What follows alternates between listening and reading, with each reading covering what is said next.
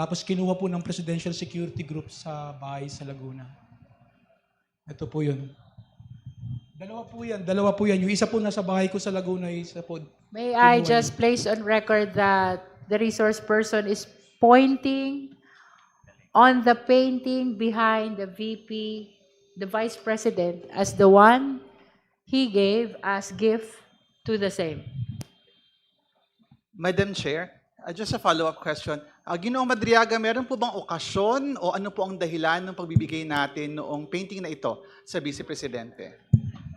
With all due respect, Honorable Sendanya, the question is already outside what appears in the picture.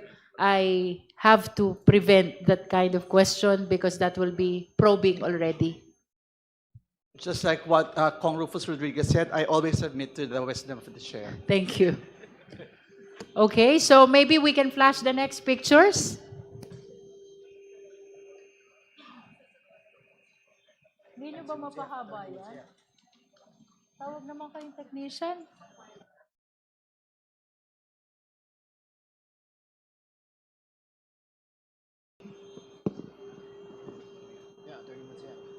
Mr. Madriaga, what is the relevance of this picture to your supplemental affidavit? Yan po si OBP spokesman Reynold Monsayak na isa pong kasama namin sa EC Pilipinas.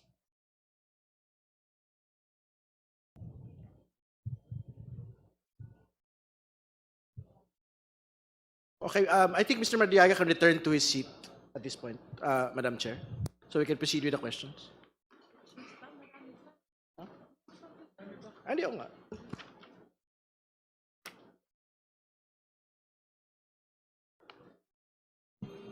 Next picture, please.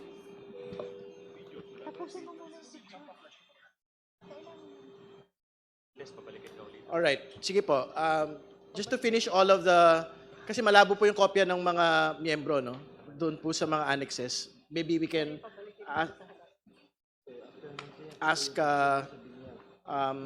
Mr. Madriaga on the annexes of the pictures, no? So, pasukin na po natin itong Annex C. Sino po ito, Ginoong Madriaga? Yung nasa bandang kanan po, si Attorney Ryan Kilala ng Office of the Ombudsman. Yung katabi po niya, yung kanyang may bahay, si Rhea Fortuna Kilala. At ako po yung nasa bandang kaliwa. Congredon, maybe we can request again Madriaga to come close to the big screen so he can point to the individuals shown in the picture. Please provide a microphone.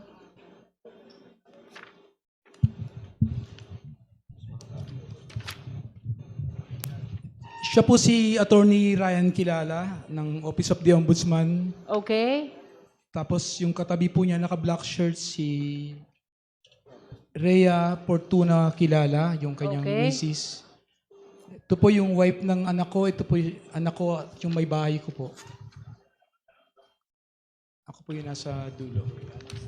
All right. So, is it included in your affidavit, Opo. the incident Opo. of that picture? What Opo, is that incident? sa supplemental po. Ano po bang incident ang tinutukoy nyo dyan? Wedding po nung anak kong panganay. And you mentioned that in your affidavit? Opo, Madam Chair. Okay. So next picture, please.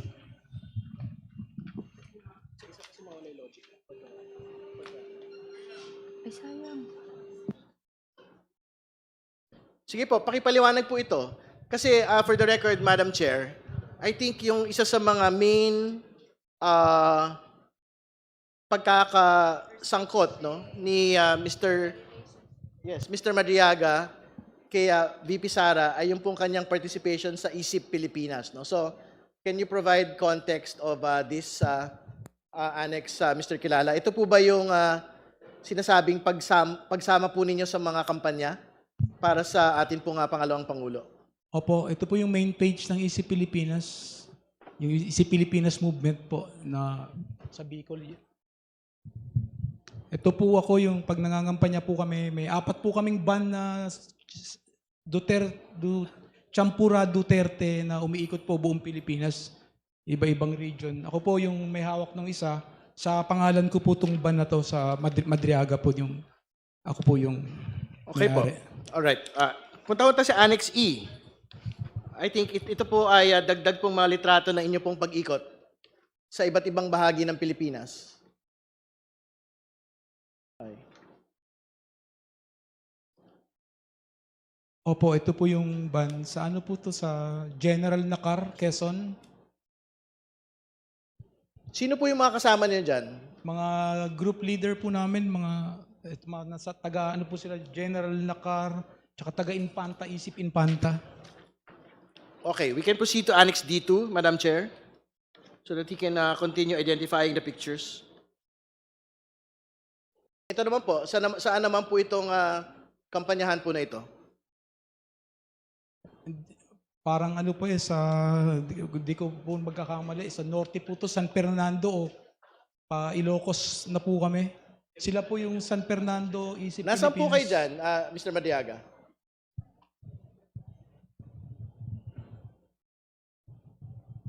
Ako po yata yung nag-picture sa kanila pero may ibang kuha po ako na sa Facebook ko na.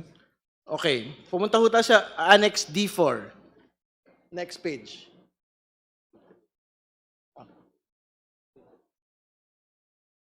Yan, saan naman po itong lugar na ito, Mr. Madiaga? Infanta po, Infanta Quezon. Sino po yung mga kasama po ninyo dito? Ito po ko sa BBM po, Mandaluyong. Kay mga close friend po ni Presidente Bongbong. Sino po dyan? Sila po dalawa, kay kapitbahay po ni Secretary Abalos. Nakasama rin po naming umiikot. Meron po kayong pangalan nila? Nakalimutan Kahit yung sa Facebook ko po kasi tinag ko sila. Hindi ko po We can proceed to Annex D5. Sa Pampanga po, sa Lubao. Siya po yung presidente ng Lubao Isip. Sa Lubao. Lubao, Pampanga po. Sa Meron ano po kayong to? pangalan?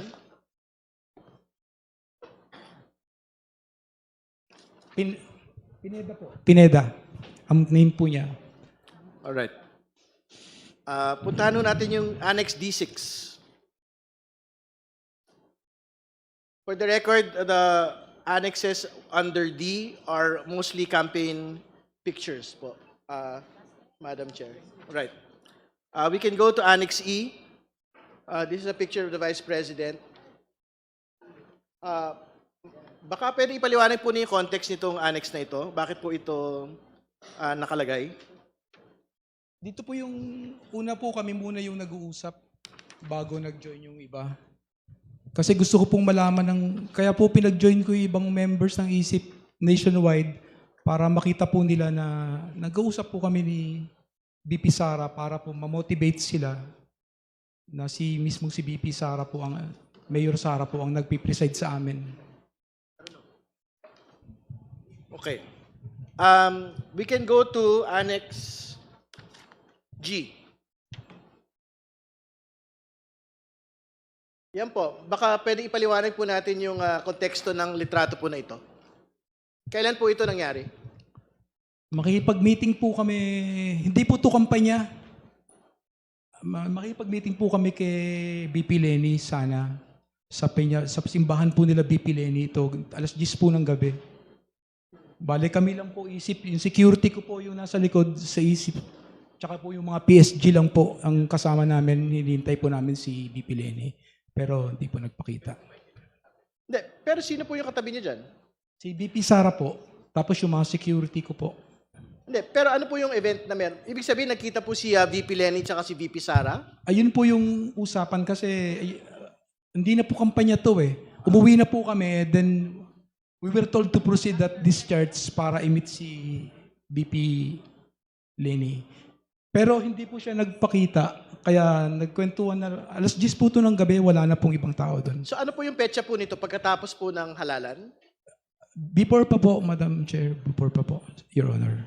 Paki-identify po kung sino yung lalaki na katabi ni BP Sara. Sino po yung katabi ni VP Sara po dito? Ako po to,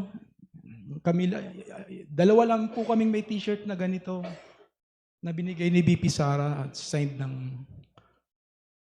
All right. We can go to the next slide. Annex G1. Ito naman po, Ginoong Madriaga, ano naman po yung konteksto ng litrato na ito? Ay, ito po yung hinanap, hindi ko po ano to, pero pagkaka-recall ko po.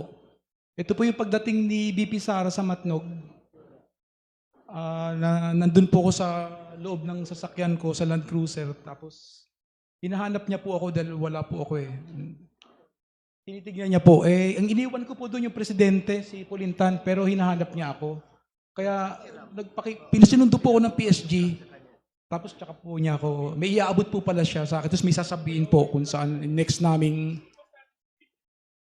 punta. Sino yung nakamas na naka-green? Ako po yun, Madam Chair. Ako po yun. Okay, sino Your po Honor. yung kaharap ninyo na nakaputi? Si Mayor Sara po noon yung kampanya. Okay. Di po ako nagpapakita sa kanya in public kasi usapan po namin may presidente as much as possible, secrecy. Yung kampanya lang po hindi maiwasan talaga. Tsaka hinahanap niya po ako eh. Wala po akong plano magpakita. All right. Next slide. Annex G2. So yan din po yung kanina. Ibang litrato lang. Ibang kuha. Opo. Okay. Opo. Annex G3. Ito po. Ito po si BP Sara, kalimutan ko na po, PSG po ni Presidente Duterte. President po na isip Pilipinas. Si Richard Babagay po yung kasama ko ngayon sa kaso. Tsaka ako po. Yan din po ba yung same event doon sa nauna pong litrato kanina? Yes sir, ayan po. Yung video po. All right. Annex H. That's a photo. Excuse me, is that the video? Video po sir. Asan na yung video? Wala naman video eh. May video po pati Do we have a yung- copy of the video? May video po ba yun? Ato.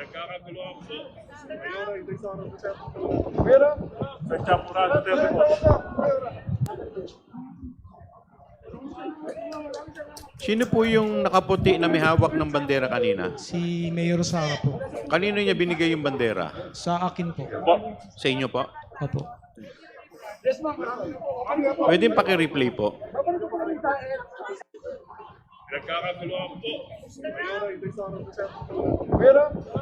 Sino sumigaw ng Sir Ram? Sino po yung sumigaw ng Sir Ram? Hindi ko po alam kung mga isip Pilipinas Bicol. Ay si BP Sara po yung Pwede po paki-rewind po ulit. yung Paki-rewind po. nagsasalita. Ito, ayan o. Ayan, Sir Ram, sino yon? Si BP Sara po.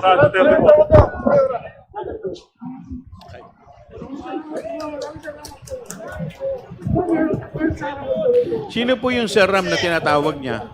Ako po, Your Honor. Ako po, Madam Chair. Kayo po.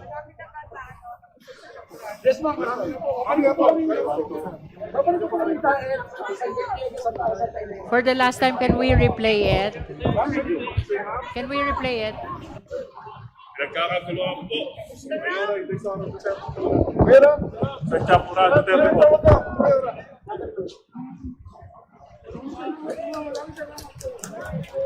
I wish to place on record that there is a voice which says, Sir Ram, while the video shows the Vice President handing the flag to Ramil Madriaga. And during the presentation of this video, resource person Ramil Madriaga identified the voice to be that of the Vice President while she's handing it to him, he being Sir Ram. That is for the record. Madam Chair? Madam Chair? Honorable Tino. May I ask some clarificatory Yes, questions? please. Yung tungkol po dun sa Sir Ram, kay Mr. Madriaga, tinawag po kayong Sir Ram sa video. Yung Sir Ram, kayo po ba yon? Yung sa video na yon? Opo, Madam Chair. Opo, Your Honor. Tapos lang nakita doon, tinawag kayo dahil gusto niya makuha yung flag at inabot nyo. Tama po? Opo, Your Honor. Okay. Ngayon, Sabi nyo, kakilala nyo siya at nakakausap nyo siya sa iba't ibang pagkakataon. Opo. Talaga bang, ano ba ang tawag niya sa inyo? Sir Ram po ever since. Sir Ram. Okay. Bakit po Sir Ram? Yung sa akin lang po. Honorable Tino, I have to prevent that question because that will be amount to probing already. Okay. Thank you, Madam Chair. But, Thank you. Do okay. you have other clarificatory questions? Yun na lang po. Basta na-confirm po na siya yung Sir Ram. Yes. Siya si Sir Ram. And we placed that on record already. All right. We can proceed to Annex H. Just to finish all of the